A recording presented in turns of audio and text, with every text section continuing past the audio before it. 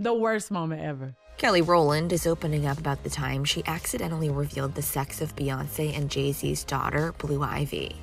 The Destiny's Child alum joined the Yeah, That Up podcast with Billy Mann on Wednesday and explained what happened in the moment. Oh my God. When I made a mistake and told the sex of B's baby, like when she was pregnant with Blue. That was the worst moment ever. Kelly shared the update during a 2011 interview and didn't even realize she had unintentionally announced if the baby was a girl or a boy until later. Wait. And it was like such a mistake because I was like, yeah, and she. I was like, what are they talking about? I didn't say, oh my God. It was that because it was no one's business. Right. And wait, what happened? Did she? I mean, disappointed, yes. I felt terrible. Because it's not my news. It's painful, right? Yes, it was honestly the worst. It wasn't my news to share. Right. And I didn't mean it like that. The she just kind of slipped out. I was like, uh-oh. During the candid conversation, the 42-year-old also reflected on her biggest fail while in the band. I think I could have known exactly what I brought to the table. That's where I failed myself, to me. I think that when you don't quite know your value, it sometimes shows. I didn't say enough for myself. You know what I mean? I think that with some things you have to let people know, no, this is my greatness and you either take it or leave it. That was really it for me. Like, I just wish I understood my value more. Do you think that Beyonce and Michelle would agree with that?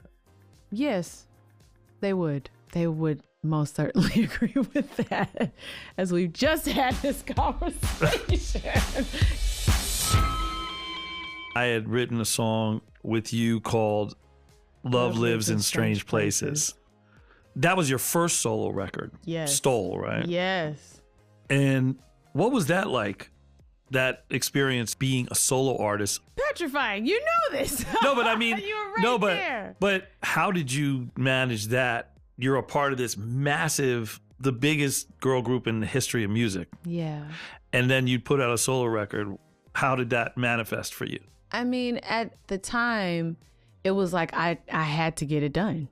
You know what I mean? Because everything was moving, from Dilemma. Because Dilemma was like the moving train that wouldn't stop moving. So it's like, all right, time for you to start and finish your solo project. Dilemma came out, and this is your first solo moment. Yes. And it was number one everywhere. It was like number one on Jupiter. It was number one in every country. But was it like, okay, my first time out the gate is the biggest number one? I didn't think about it like that. If anything, to be honest, it scared me. You know what I mean? Because I was like doing it without Michelle and B next to me.